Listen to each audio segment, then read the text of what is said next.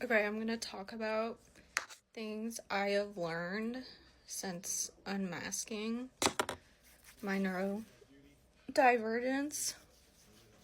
Really, the past year. It's happened slowly since maybe I was 20, but I didn't realize that's what I was doing. I have always been someone growing up where I could be a chameleon. I was pretty good at becoming whatever anyone wanted to be and being able to mirror anyone I was around, because, as a kid, all you want is to be accepted and to have friends. And I felt really lucky that I did have one friend in particular that I am still friends with, but the reason why we've stayed so close is because we are both autistic, so we get it. Another thing, since really unmasking, is I've just decided that I can't work in customer service anymore. I worked in sales. I've worked as in a coffee shop. I've worked in restaurants. I've worked in a retirement home as a server.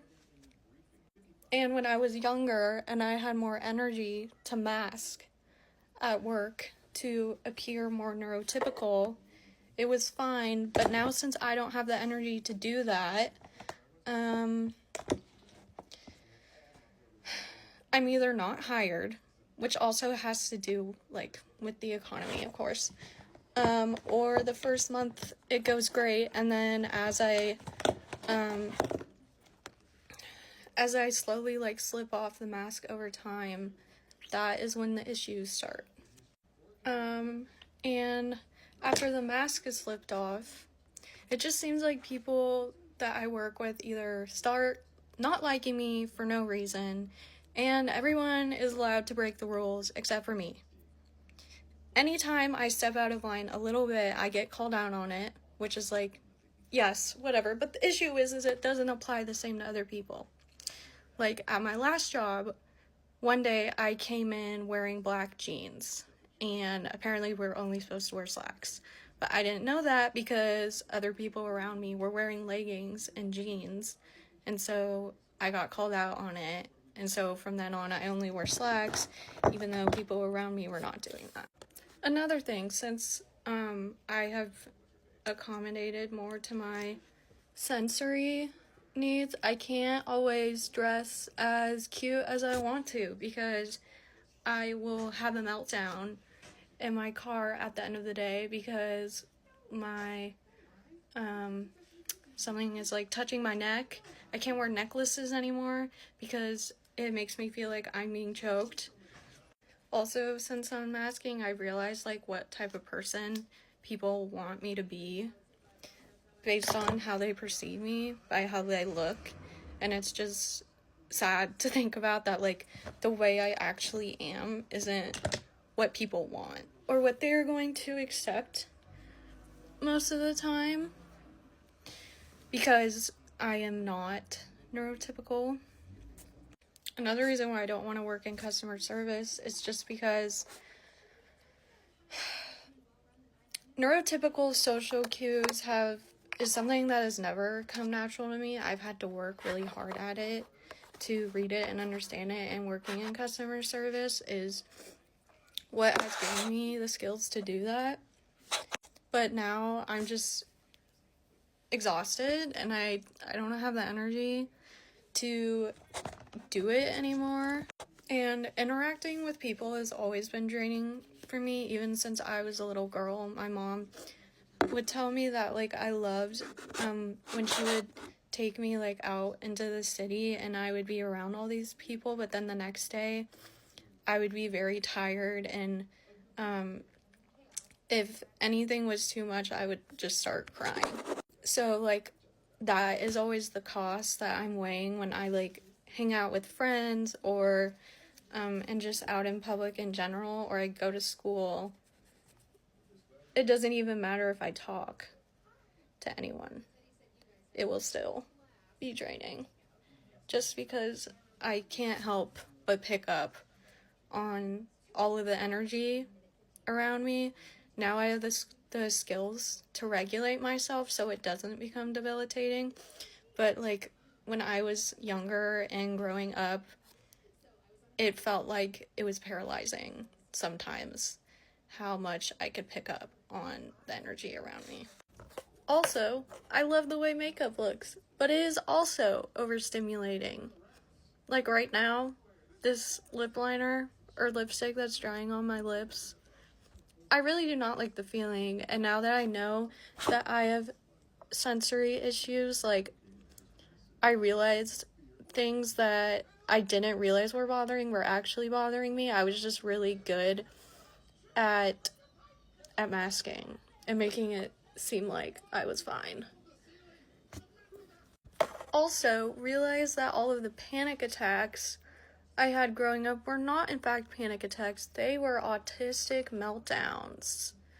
I'm actually more prone to shutdowns, which is like kind of the opposite, where like you internalize everything and like you go into freeze mode and you become very numb and depressed. But now I'm more likely to have a meltdown since I've learned how to actually regulate my emotions out of my body. And I realized too that cognitive therapy, like DBT, ACT, CBT, all of those only work to an extent for me.